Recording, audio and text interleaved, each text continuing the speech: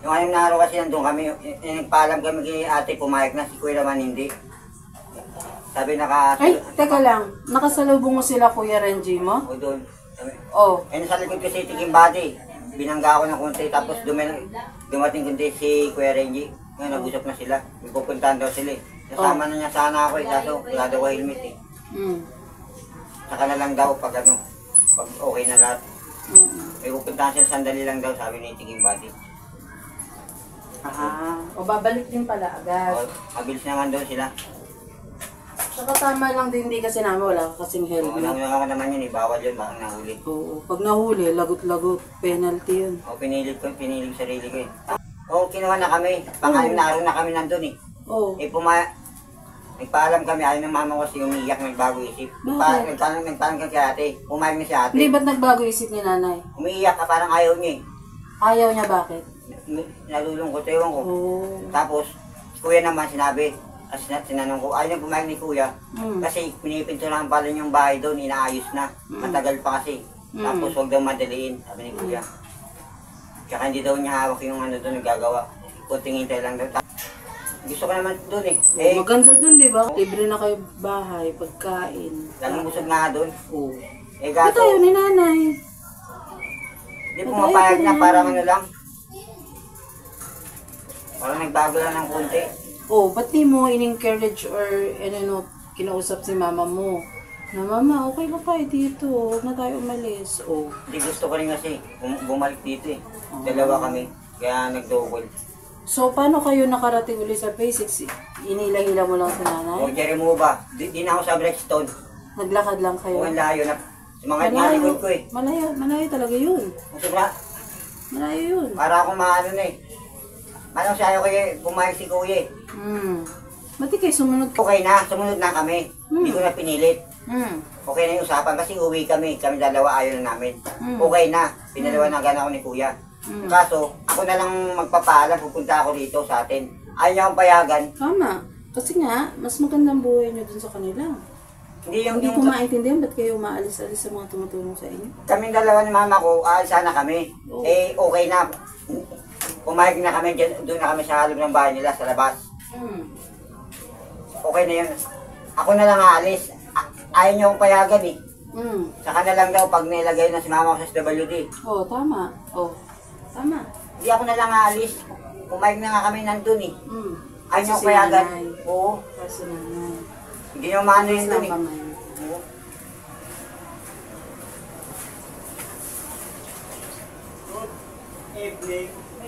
Tapos?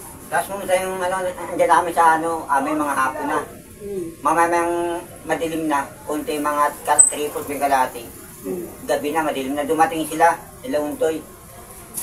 Pinagtatanong kami bakit daw umalis kami.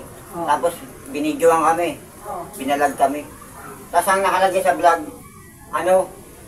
umalis daw si Jonathan. Umalis daw ba yun? Lumayas daw.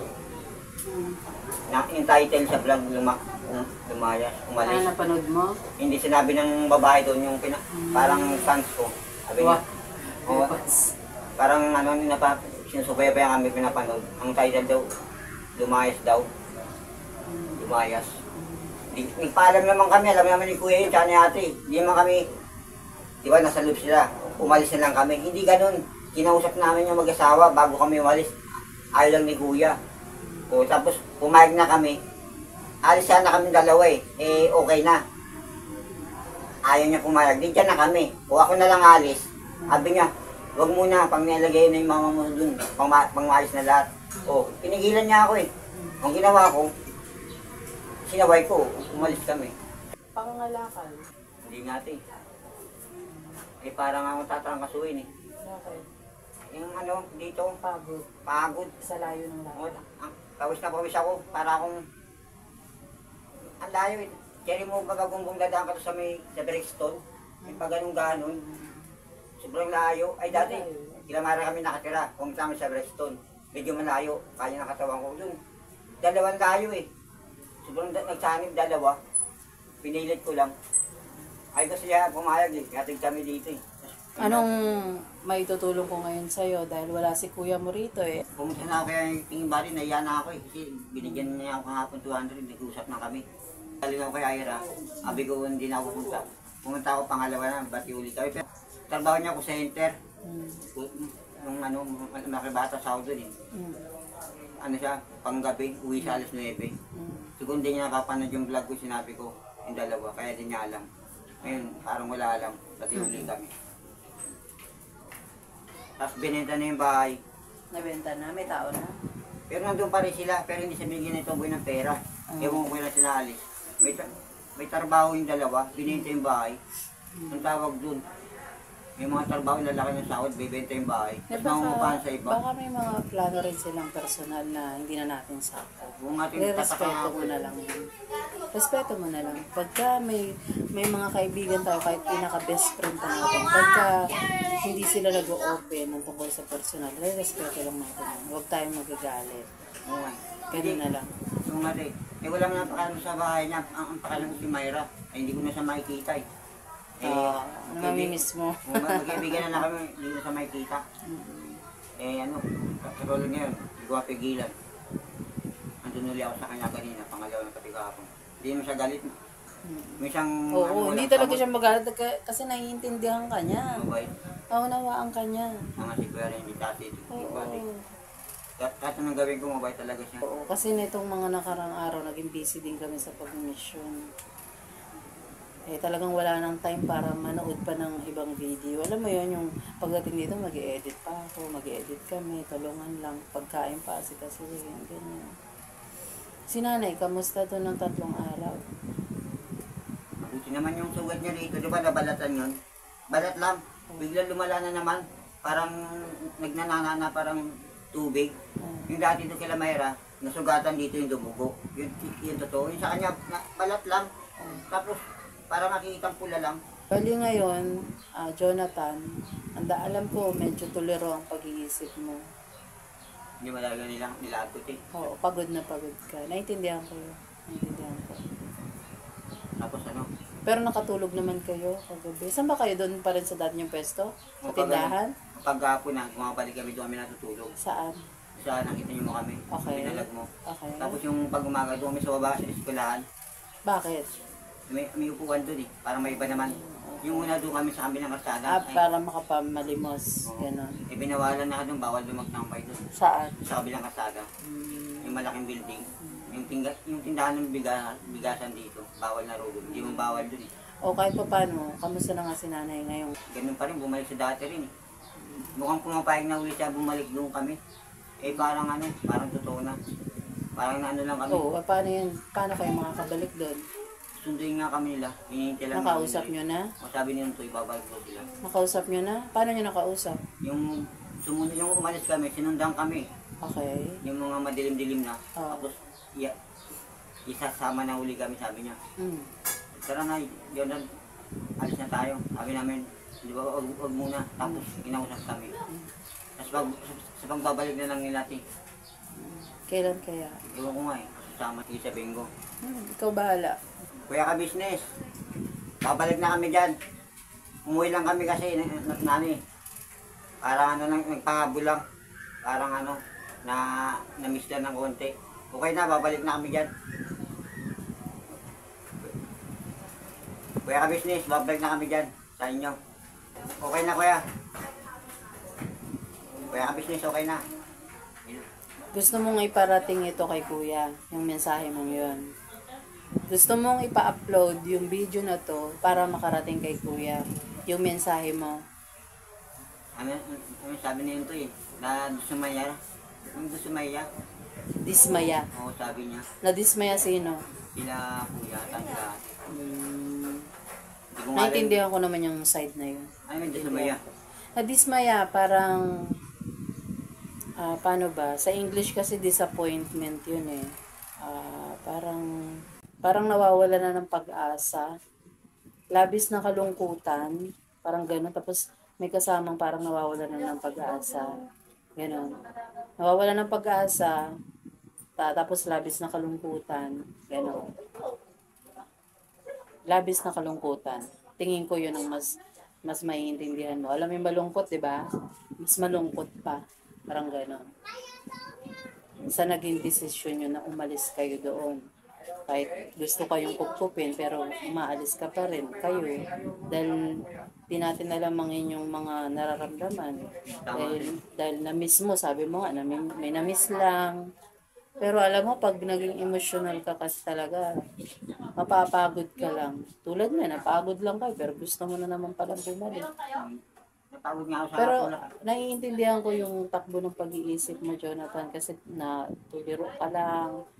Siguro naghahanap ka lang talaga ng bagay na sa ano mo ba, comfort zone mo, yung nakasanayan mo. Tama yun na nga yun. Hinahanap-hanap yung mag-ina. Yun na nga yun, te. Oo. Pero alam mo, Jonathan, pag hindi ka talaga nagbago, walang pagbabago mangyayari. Tama naman, te. Ang dami ng payo, sabi nga naman nagko-comment, share ko lang sa'yo, baka hindi mo lang nababasa. Maraming nagko-comment na pabago-bago daw ugali mo, Tama naman. tapos ah, pasensya ka na patawarin mo ako sa salita, pero sinabi lang naman sa comment na may ano ka daw, may saltek, alam mo yung salitang saltek? Ano, Ayun. baliw si Raulo. Yun na siguro yung ano, yun ang mga comment. Ang alam ko naman, sinabi din ni ano eh. O tapos nagagalit sa'yo ang mga tao. Tapos intindihin mo daw ang nanay mo. Hindi ako bias ha, wala akong pinapanigan. Kaya sinasabi ko sa'yo kung ano yung nababasa ko din para aware ka. Para alam mo kung bakit mo kailangan malaman, para lang mabalanse mo ang sitwasyon na ang mga tao concerned sa'yo at sa nanay mo. Nagagalit sila sa'yo dahil nakakagawa ka ng desisyon na mali. Pero sa kabilang banda, naiintindihan ng iba kung bakit ka nakakapag-desisyon ng gano'n. Dahil syempre, wala ka namang kakayanan makagawa ng mga bagay. Mag-desisyon ka ng ganito. Anong gagawin mo next step? Diba? Hindi mo alam kasi kung anong gagawin mo susunod eh.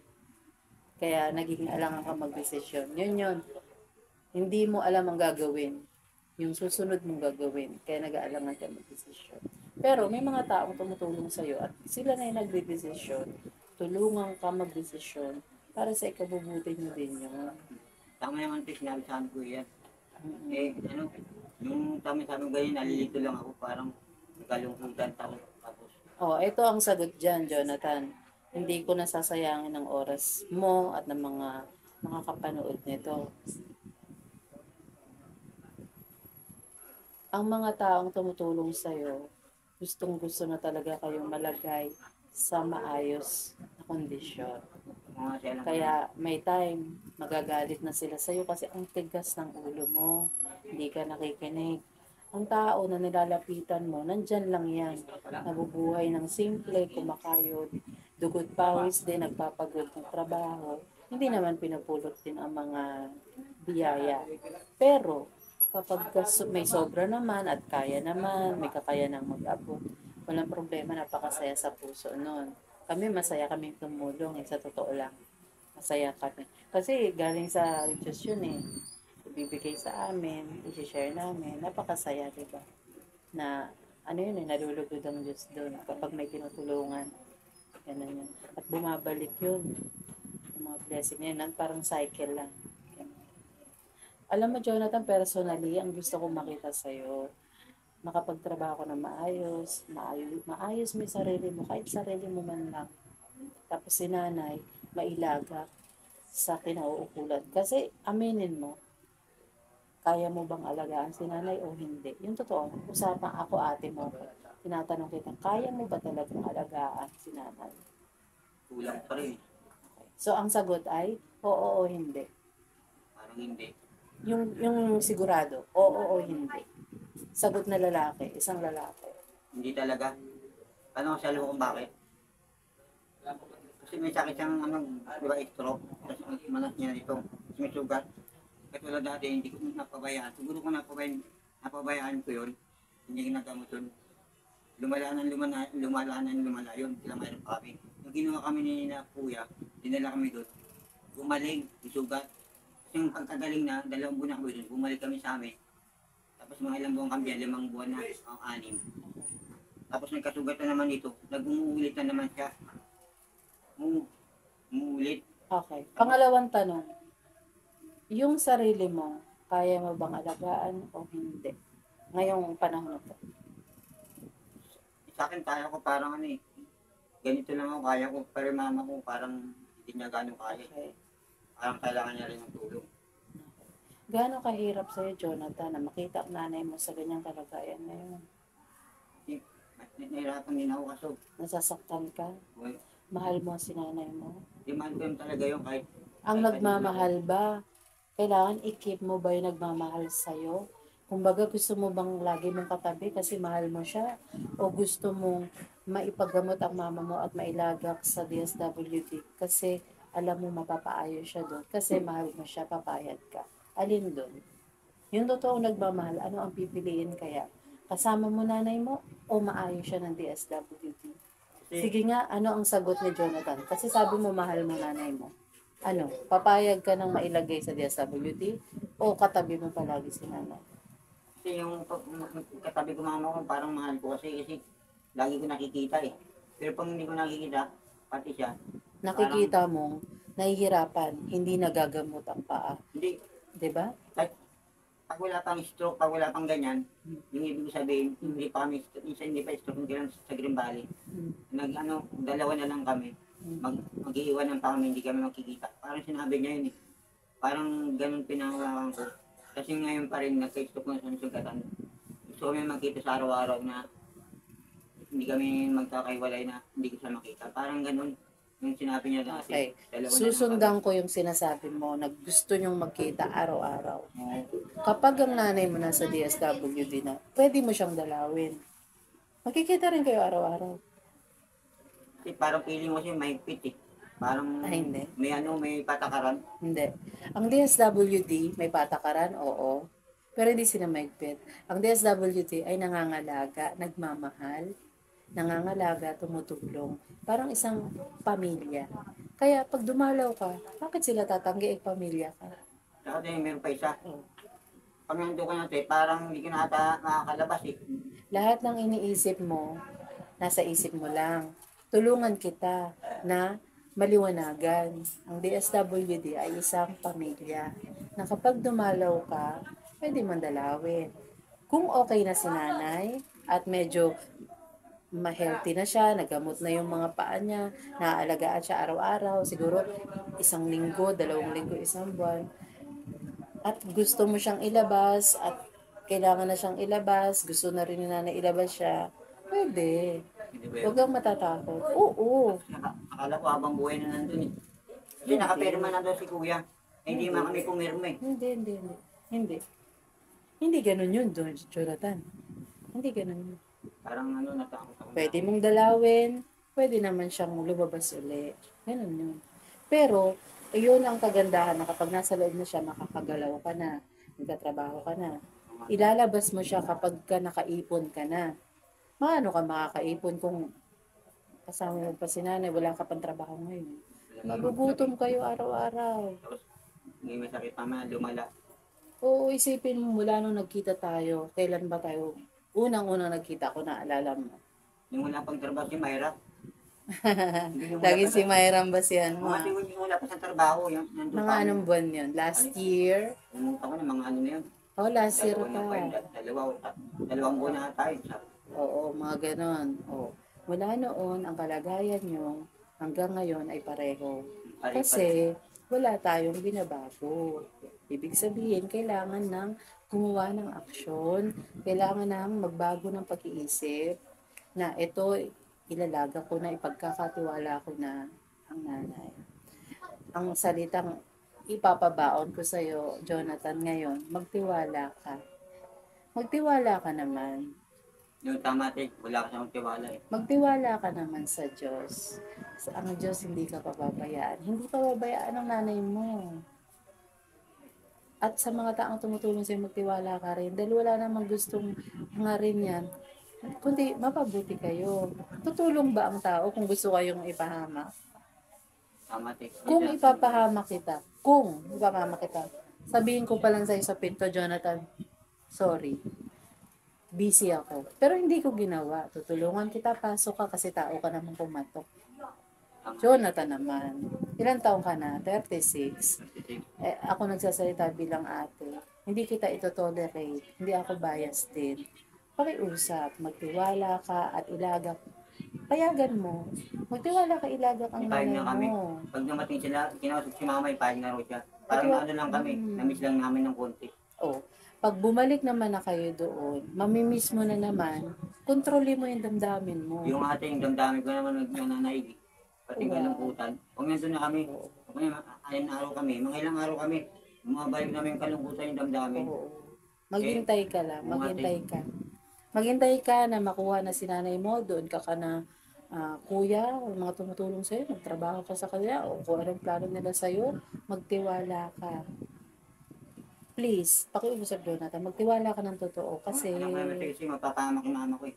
hindi naman mapapahamak, hindi yun ang angkop na salita. Hindi yung yung masakit dyan. Mapapabayaan. O mababot na. Oo, Parang ganun. mapapabayaan siya. Papabayaan tapos Kapag tumagal. ikaw ang kasama, mapapabayaan. Hayaan mo, ilagak na sa DSWD, matulungan ng mga tao gusto tumulong. Yung kuya ko nga rin, yung wala pang tumulong, napabayaan, kaya nangyari, alam mo na. Doon pa kami, walang tumulong eh. Mahirap maging mahirap. Mahirap ang walang pera. Parang may nagsabi sa akin, hindi lang ako nakikinig. Alam mo, mahal na mahal ka ng Diyos. Hanggang ngayon, buhay kayo, malakas. At may pag-iisip kayong wasto. May taong ginagamit para tumulong sa inyo. Hindi ko lang talaga alam bakit isinasara mo kasi bumubukas ang pinto eh. Bumubuhos ang biyaya, ang blessing para sa inyo. Tama naman din, sayang nga eh. Pero bakit mo isinasara ang bintana mo na parang ayaw mo tanggapin yung blessing? Pinagpapalit ko sa wala, sa ganyang buhay. Yun, nakuha mo. O nagtataka nga ako, meron na, pinagpapalit ko para sa wala.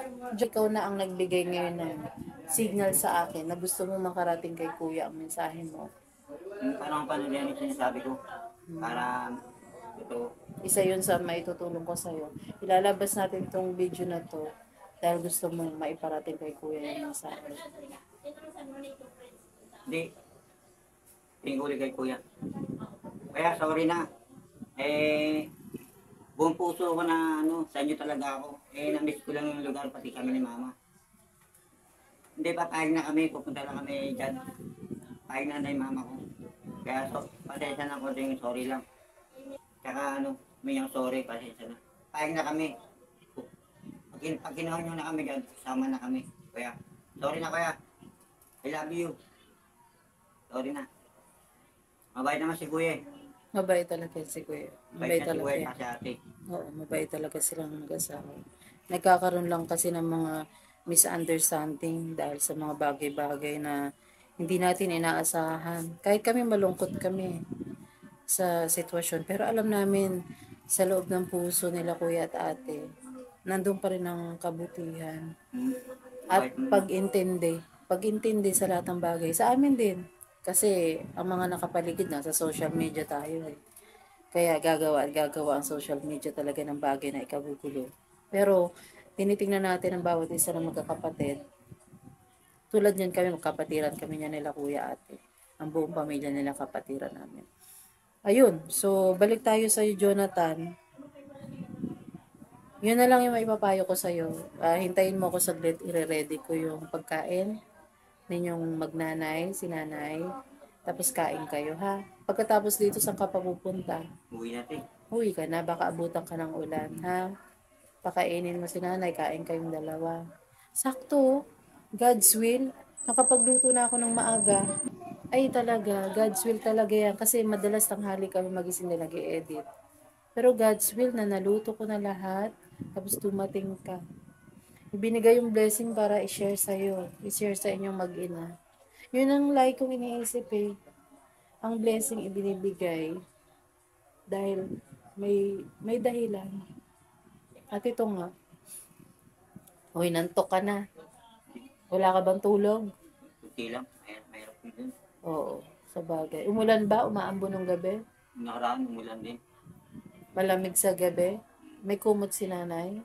Wala? Yung tiwalya pag ano. May tuwalya. Hindi sapat yun, ano? Okay. May payong pa ron? Nandun pa ba yung payong? Andun, yung gamit nga namin. Oh. Huwag mo ibenta ang payong. Hindi. Mahalagang ano yun, proteksyon. Andun. Araw at ulan. Jonathan, nakikinig ka ba sa ate mo? Muna rin nakikinig ako. Pinapakinggan mo ba ako bilang ate? Kung ate, nakikinig Kasi ko sabi na. sa comment, kung sinong kaharap mo, sisiraan mo yung tumulong sa'yo. Gaano ka totoo yun? Hindi naman totoo yun eh. No, sige. Hindi ako Okay na yun, nagsisimula. nasagot mo na yung tanong ko. Ayoko naman mag-dwell pa dyan ng napakahabang diskusyon. Sana lang, magpakabait ka at yung pagtitiwala. Yun ang ipapabaon ko sa'yo ngayon, Jonathan, ha? Ano ko naman ito? Magtiwala ka sa taong tumutulong sa'yo. Kasi kapag ka nagsawa din sila, nagsawa kahit sino man. May toge. May toge, Jonathan. Gusto mong toge? Dali. Gusto mo ba ng toge? Kumakain ka? Ang gulay ba yan? Oo. Okay. Kahit si nanay, bigyan mo, tag-isa kayo. Sabihin mo sa bata daw. Magkano isa daw ka mo? Hindi, lumpia yan te. Oo nga, magkano isa ka mo? Kano ka? Kano ka? 7 raw. Oh, 7. Kahit mga 7, 4, 4. Mga 4. I-separate kami yung dalawa kasi tag-isa na kayo ni nanay. Oh, pag wala yan. Nag-separate mo ba dalawa? Kaya pengin separate na suka.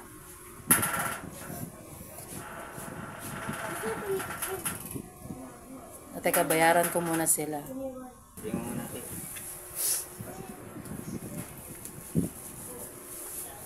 Sige, sabihin ko. Ate ka business. Babalik na kami dyan. Kuya ka business, babalik na kami dyan. Pupapayag na kami. Namis lang namin eh. Kami dalawa ni mama. Pasensya na ho. Pasensya na po. Sorry na. Yun lang po kuya. Ate ka business. Sa lahat ng fans ko dyan, I love you. Puging-pugi ito. Si Myra, I love you. Hindi kita pagpapalit sa lahat ng babae. Ito lang ang babae sa puso ko. Ate Myra. Yun lang. Maraming salamat po sa inyo lahat. At ang nagmamahal po sa akin dyan. Suportahan niyo po ako. Ang aking pananawagan sa inyo. Maraming salamat po sa inyo lahat. Yun lang po. Nang pagiging artista mo, charot. Tawa na, wala na masabi. Gutom na rin si nanay na kumain kayo. Wait lang. Kasi rin eh. Ito may lumpia. May bitilan natin kanina. Isa din kanin. Pwede natin sa inyo. Pwede na rin. Bagong sa kayo niyan. Masarap yan. Kaya kailangan mabilis ka sana maglakad para paabutan ni nanay na mainit. Sisa isda. Pritong isda. Bagong luto. Bilisan mo para kakain na kayo ni nanay, ha? Sige na, hindi ka na. Makaabutan pa kayo ng ulan. Pero paalam ka na. Ano bang pangangaalam gagawin mo? Alam na po sa inyo lahat. Malaki ka na. May regards mo ko. Kamusta ko kay nanay, ha? Sabi mo, kamusta daw ko sabi na Ate Emily. Naglingay ka daw. Kapagait ka lagi. Sige na, abutan ka pa ng ulan. Mag-ingat. Jonathan, magpakabait ka, ha? Oh, puro ka lang oo, papaluin na kita sa sunod. Face the wall ka eh. Ganon ginagawa ko sa anak ko pag matigas ulo. Ayun na kami. Sige na. Mag-ingat. Baba, ingat. Thank you. Uwi na kay nanay diretso, ha? Dumiretso ka na sa kay nanay, ha? Uuwi na kasi. Sige na, ingat.